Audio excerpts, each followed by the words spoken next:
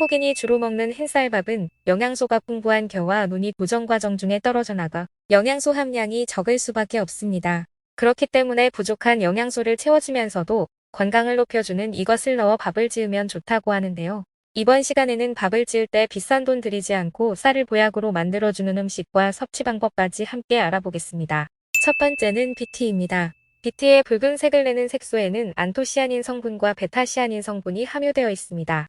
비티의 안토시아닌 성분은 노화의 원인이 되는 활성산소를 제거해 피부 노화를 예방하고 심혈관 질환과 고혈압을 예방하는 효과가 있습니다. 특히 비티의 베타시아닌 성분은 토마토보다 무려 8배나 많이 함유하고 있으면서 체내에 발생하는 종양을 억제하고 발암성 물질인 아질산염을 억제하는 강력한 항암작용을 하여 암 예방에 큰 도움이 됩니다.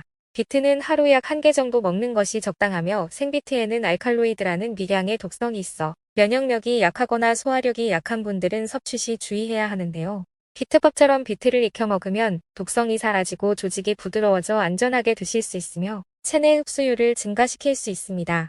한 가지 주의할 점은 비트에는 많은 양의 칼륨 성분이 함유되어 있어서 신장 질환이 있는 분들이 섭취하게 되면 칼륨 과잉증을 유발할 수 있으니 주의하시기 바랍니다. 비트밥을 만들 때는 3인분 기준 주먹 크기 정도의 비트를 작은 깍두기 크기로 썰거나 얇게 썰어 같이 밥을 지으면 맛도 좋고 건강에 좋은 비트밥이 완성됩니다. 두 번째는 흰 강낭콩입니다. 최근 흰 강낭콩이 다이어트 음식으로 큰 주목을 받고 있는데요.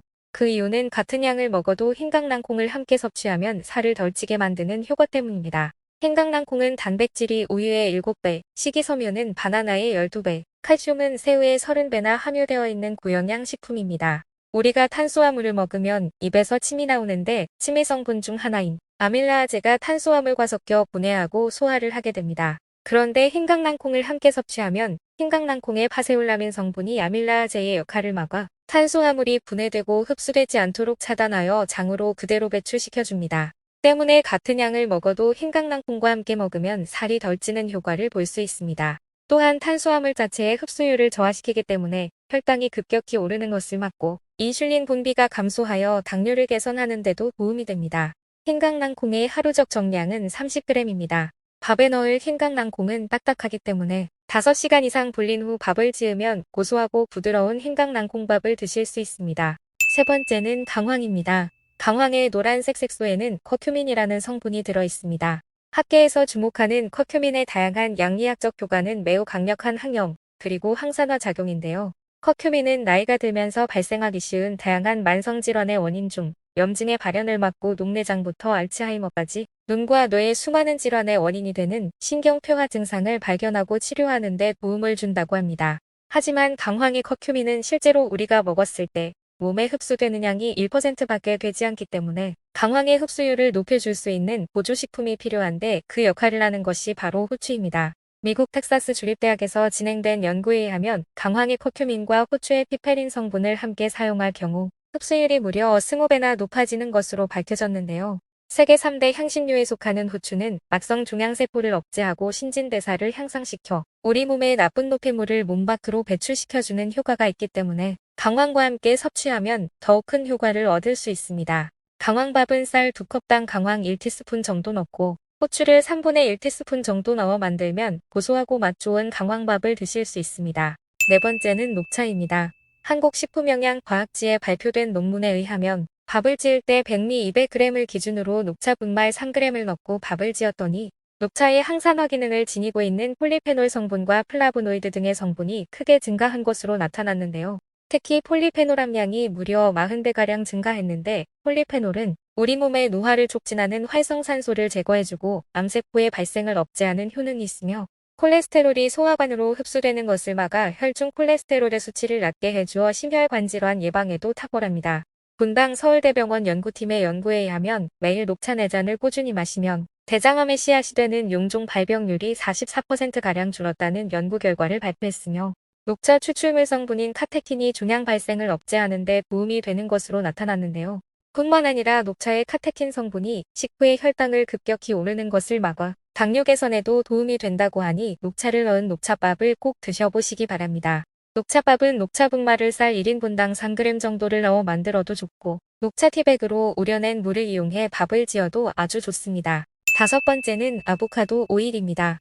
숲속의 버터라고도 불리는 아보카도는 미국 타임즈가 선정한 10대 슈퍼푸드로서 세계에서 가장 영양이 풍부한 과일로 기네스북에 등재되기도 했는데요. 우리가 아보카도에 주목해야 할 성분은 바로 불포화 지방산입니다. 아보카도 100g당 지방 함량은 25.6g인데 이 중 지방의 84%가 불포화 지방산으로 이루어져 있습니다. 착한 지방이라고도 불리는 불포화 지방산은 체내에 합성되지 않아 식품으로 섭취해야 하는데 주로 우리 몸의 세포막을 형성하며 혈관 속 중성지방과 콜레스테롤 수치를 낮춰 혈관 질환을 예방하는 데 도움을 주는 역할을 합니다. 특히 아보카도 오일은 과육과 껍질을 저어 납작해서 추출하기 때문에 같은 양을 먹더라도 아보카도를 그냥 섭취하는 것보다 오일로 섭취했을 때 무려 7배 더 많은 불포화 지방을 섭취할 수 있습니다. 또한 아보카도 오일은 발연점이 높아 어떠한 가열 요리에도 잘 어울리는 식품이기 때문에 샐러드 드레싱은 물론 튀김 요리에도 적합한 오일입니다. 이러한 아보카도 오일을 밥을 찌을 때 넣어 드셔도 아주 좋은데요. 밥을 찌을 때 4인분 기준 오일 1스푼을 넣어서 만들면 고소하고 담백한 아보카도 오일밥을 드실 수 있습니다. 여섯 번째는 소주입니다. 밥에 소주가 웬 말이냐라고 하시는 분들이 계실 텐데요. 술을 건강에 해로운 식품으로 생각하는 경우가 많지만 요리를 할 때는 도움이 되기도 합니다. 특히 현미밥을 지을 때 소주를 넣으면 항산화 영양소가 늘어나고 식감이 부드러워지는 효과가 있는데요. 농촌진흥청 국립식량과학원 연구팀의 연구에 따르면 쌀 100g을 기준으로 현미를 30% 비율로 첨가한 뒤 한 그룹은 순수한 물 120ml를 다른 한 그룹은 물 100ml와 소주 2잔을 넣어 밥을 한 결과 알코올을 넣은 현미밥의 총 폴리페놀 함량이 순수한 물로 지은 밥보다 17% 많이 나온 결과가 나타났는데요. 이렇게 함량이 높아진 폴리페놀은 강력한 항산화제 역할을 하여 노화를 예방하고 우리 몸의 세포가 변이하는 것을 방지해 암을 예방하는 데도 큰 효과를 나타내는 등 다양한 효능을 줍니다. 또한 현미밥에 알코올을 섞으면 순수한 물보다 끓는 점이 낮아져서 더 빨리 끓기 시작하기 때문에 딱딱한 현미밥 의식감을 부드럽게 만들어 주기도 합니다. 결과적으로 알코올을 넣어 밥을 지으면 현미가 더 오래 끓어 식감이 부드러워지게 되면서 영양분은 더 높아지게 됩니다. 밥에 소주를 넣으면 소주 향이 나면서 먹고 취하는 것이 아닌가 걱정하는 분들이 계실 텐데요. 밥을 지을 때 넣은 알코올은 끓는 과정에서 모두 날아가 밥맛에는 영향을 주지 않기 때문에 전혀 걱정하지 않으셔도 됩니다. 현미밥 기준으로 2인분 지을 때 소주를 2잔 정도 넣고 조리하면 맛 좋고 부드러운 현미밥을 드실 수 있습니다.